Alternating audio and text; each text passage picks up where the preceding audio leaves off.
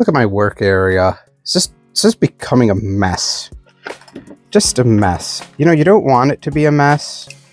And then it just seems like it just becomes a mess, even when you don't want it to be a mess. Is that just what happens? I don't know. What are we doing today?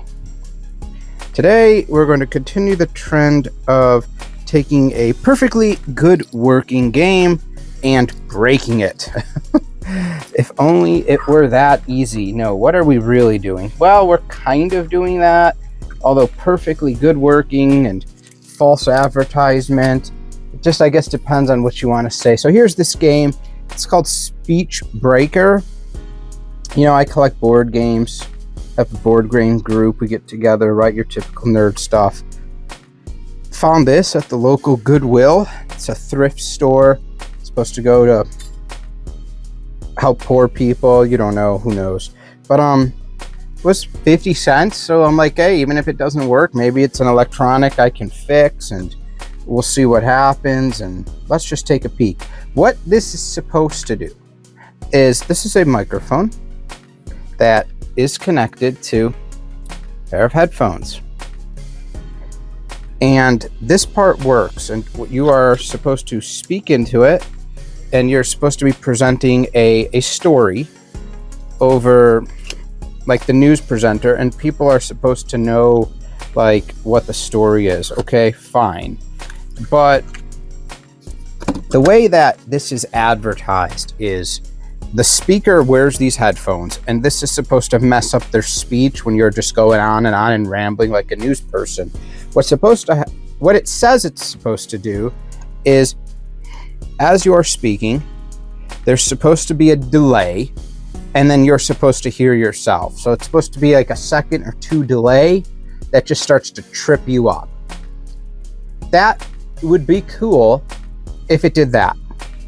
I don't know how they would factor in the delay unless there was some type of recording that then played it, but it seems like this just plays it through. The negative feedback, and if you look up this game, is that it just comes through so loud, and it does. And there's no way to control the volume that I see. So I mitigated this by kind of lowering this down your body. You'd hold it. Some people hold this like a singer right up to their mouth. But other times, if I held it kind of by my belly button, it wasn't as loud, but still, it was horrible. I mean, it was horrible, just like the reviews. So what do you do in this case if you want this to be quieter? Well, there's an amp in here probably, right? You put batteries in, and maybe there's a potentiometer in here we can adjust. If not, I have some 4 headphones.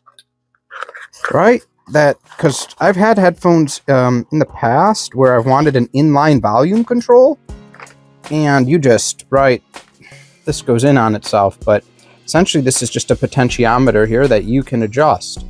So we could, what's to stop us from cutting, and then connecting? Nothing. But maybe there's a potentiometer in here. I have no idea. Why don't we find out? Now, how do you think you take something like this together? This is all like nice and covered, and then on this side, there's just screws. Now, what are the chances we take this apart and then it doesn't go back together easily? Let's find out. We're going to take this thing apart.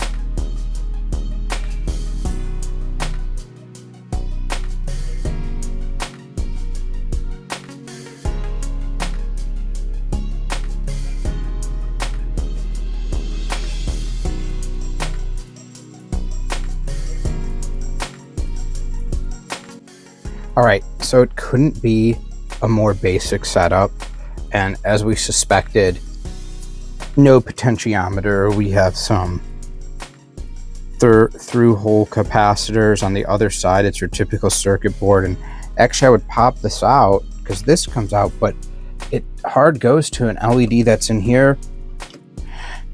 I don't want to mess with that, so I'm just gonna put this all back together, and then we're just gonna cut the lines about halfway up, strip some wire back, and get this going.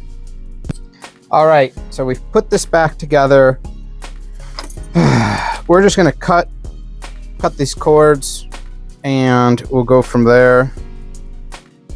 Let's cut the cord on both the potentiometer and on the microphone. This is going to be a pretty easy fix since, okay, there we go. Since it's a microphone or headphone or inline or 3.5 millimeter, well, these should be colored.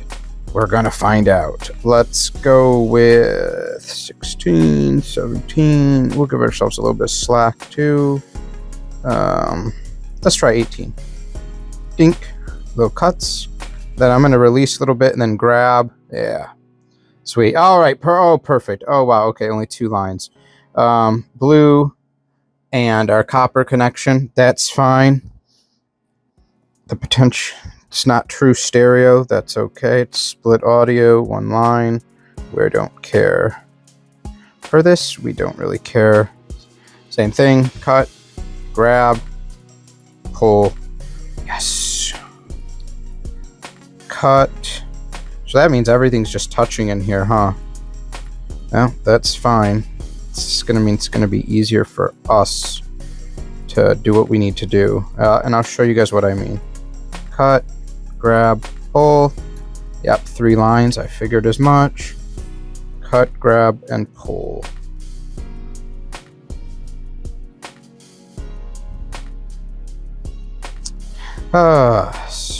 Sometimes there's not much to talk about when you're focusing. Then you don't want to have dead air. I remember I used to work for a call center, and they're like, the worst thing is dead air. Always talk to the person on the phone. The person on the phone doesn't want to talk to us. They're busy. They're doing stuff. So we would just be nonstop talking to them. So the potentiometer, it's going to have a blue and a copper and a red. We don't need the red, so we'll cut it away for this case. It's not going to hurt anything when we get rid of this red. And it's going to be a pain in the butt because it's so thin. I don't think the wire cutter, I would need scissors. Let's see if we can cut the crap out of this. Kind of worked. And then we'll have to gauge up some heat shrink, but you can see all these wires are all touching each other. Nothing is away, so this is going to be a real easy repair. I shouldn't even say repair, I should say modification, because it wasn't broken, it just kind of sucked. But now, I mean, it just came through. I mean, it came through so loud. And look, I get the aspect of the game. I think most of us would. These are threads, so this is exactly when I should cut it. It's probably supposed to be loud to distract you, but it shouldn't be hurting your ears. You should be able to sit through this thing quite well. All right, cables are prepped. Let's do it live. We'll see what happens. Let's get some flux. We're gonna use some liquid flux for this because we're just using wires, and liquid flux is the best when it comes to braided wires that are just free like this. We'll probably just create a little pool here. I'll show you, and we'll just squirt some on and dip it in there. But so I'm going to take these cables and I'm going to basically twist the cables together. Too bad that you couldn't do this easily. Man, this one cable is so thin. This is going to be the bane of my existence, isn't it? Let's see what we can do. There we go. This is going to become so much easier when we get one cable. And then you know what we'll do? We'll twist one and we'll put it up here. We'll twist the other one and we'll put it along there, and then that's where we'll heat shrink. perfect. I like it. See how we're improvising? If you guys don't know what I meant when I said that, I don't blame you, because I just thought of it right as I was doing it. All right, so we've got our one line here. Let's see if we can get in here. Flux. And see, we kind of create that little pool of flux, and we dip that in. Then we'll move this to the side.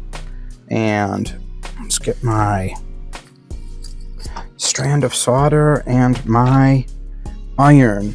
We're going to heat the cable a little bit, and then we're going to hit the solder right on it.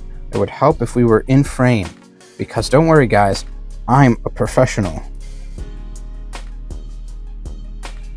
And by a professional, I mean I barely know what I'm doing. All right, that looks good. Let's come down to that near the end. And just heat it a couple times. Even though we have enough solder on there, we just want to make sure that that solder has gone through the line, and you can flip it. You can make sure the connection looks really good on both sides. So now we're going to do this same thing to the other side. Remember when I said it'll be so much easier to work with once it's we got one end soldered? Well, I was telling the truth. It's so much easier because this thing's not moving all over the place. So we've twisted it. We're going to come put it down here. We have just the dirtiest work mat I've ever seen. We're going to hit it with some liquid solder, some liquid flux. Move this just out of the way. Get out of here. Perfect. Heat the line. And then let's start hitting it with solder, and you'll see it'll just wick into the braided cabling. So people will say, well, I'm told to use this high-end flux or this or that. I haven't seen a huge performance difference, guys. I've tried all the fluxes, but I will tell you, when you're doing wires like this, that's a good connection. I have always had good luck with more liquid-based flux for wires like this, because it's just too hard to get any type of paste to really get a good amount on there and really do good with it. All right, we're coming to the other side. And gosh, we could have used a little bit more cable, huh?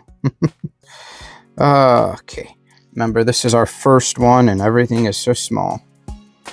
Here we go. There we go, we're doing good. Blue to blue, copper to copper. Now, why did I not heat shrink the other side? Well, because I've been down this road before, not with this obviously exactly, but one thing you'll learn, guys, is try not to do finish work until you test. A lot of times you see people, they're going to test, they screw everything back together, and then they go for the test, right? Because it's a video, and so it'll look good for the video if the first time I tested everything is perfectly put back together, and oh, it doesn't work. And now we're taking 500 screws out, and just in real life, guys, you don't want to do that. You want to test it, make sure it's working, and then you can go ahead and you can put it back together. No, does it look as cool? No, because we're going to test it when it's all just a big goop thing here, but that's fine. So this has got some excess cable. I'll just trim it after it's all soldered together, just because the one cable was much larger than the other one. So the tip is not needed because there's no coupling of a cable there. That's all. Is it a big deal? No. Will it affect the performance? No. But I thought I'd mention it. Shring. Nice. Okay, that has a solder blob, but we'll take care of that. It kind of pooled a little bit at the bottom here, just a teeny tiny bit. There we go. Perfect. All right, last one. Now, wouldn't this be excellent if we do this whole thing and it doesn't work? Yeah, it would be great. Hopefully you guys are enjoying your summer. I know I am, as I sit in a dark basement fixing things for YouTube. Actually, not really for YouTube, but now I'm just putting them on YouTube. So I've seen some comments though on people like, why don't people get this and this fixed? And guys, it has to financially, it has to make sense. Okay. Yeah. Why do people fix a lot of retro electronics, but not newer stuff? Well, that's because the old retro stuff, you can't buy. And since you can't buy it, you want to use it, the only choice is to fix it. That's what. If, you're not going to spend money fixing something that you could go out and rebuy for under $100. It's just not financially, it doesn't make sense, unfortunately. So gone are the days of, let me call my TV repairman. Who wants to repair a $300 TV? It's going to cost more than that by the time the guy comes out and does the repair plus parts. Won't make sense. Okay. So we've soldered this. Everything is connected. Let's take the potentiometer and let's turn it low because I don't want it to explode. I'm going to put the headphones on. I'm going to press down the other side. This will still light up because we didn't mess with the internals of this thing, and I'll see if I hear myself. Hello? Hello, hello. Hello. All right, let's turn up the potentiometer. Hello. Hello? Yeah, I hear myself. Wow. Okay, let's see if I put it by the... Hello. Hello. Hello. Hopefully you guys are hearing that. But yeah, it works. Okay, great. Great, great. All right, let's take that off. So we're not done, but we're done with the soldering part. So that works, and the potentiometer works. I was adjusting the volume up and down and all around and do the hokey pokey. So that part went really well. Now, remember we have the heat shrink on here. So we're going to just zoom back in and start sliding it up. And I seem to have slid it pretty far away, but that's all right. We're here now. And just gently over the amount. Now, sometimes if you guys pick up the exact size, you'll see it's going over, but you just, when it gets to the part that's soldered, it'll start to get caught, or you need to finagle it. That's okay. That's normal. You just want to slip it over everything.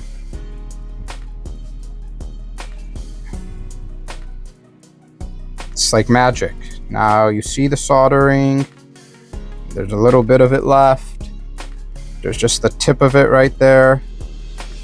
And the heat shrink is getting snagged on a little piece of it. It's because we're probably one size a bit too short, but that's okay. We're just going to slide it over.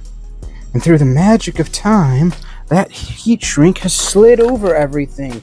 Now there's a couple ways that you can shrink this. People use a hot air gun. Sometimes I've seen people touch it with a lower soldering iron. I like fire. We just come and we just hit it. Swing. And that's it. Swing. And it suctions it down. Now it's very hot, so we'll let that side cool as we go to the other side and we slide this one up. Same thing, we're just going to position these pieces down like this. Heat shrink over. There's the red wire that we cut most of it off. We're just going to shove that red wire in there. Heat shrink all the way down. Boom. Fire time.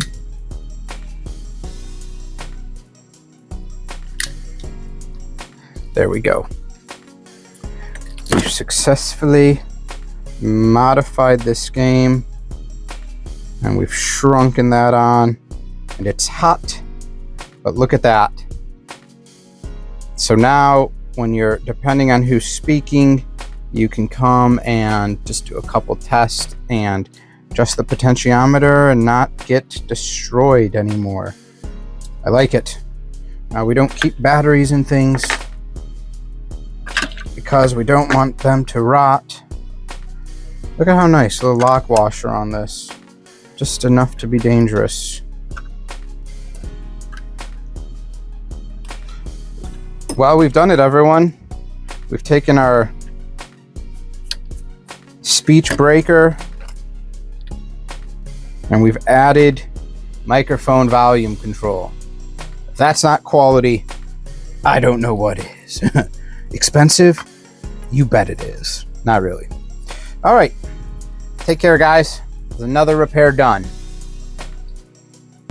All right.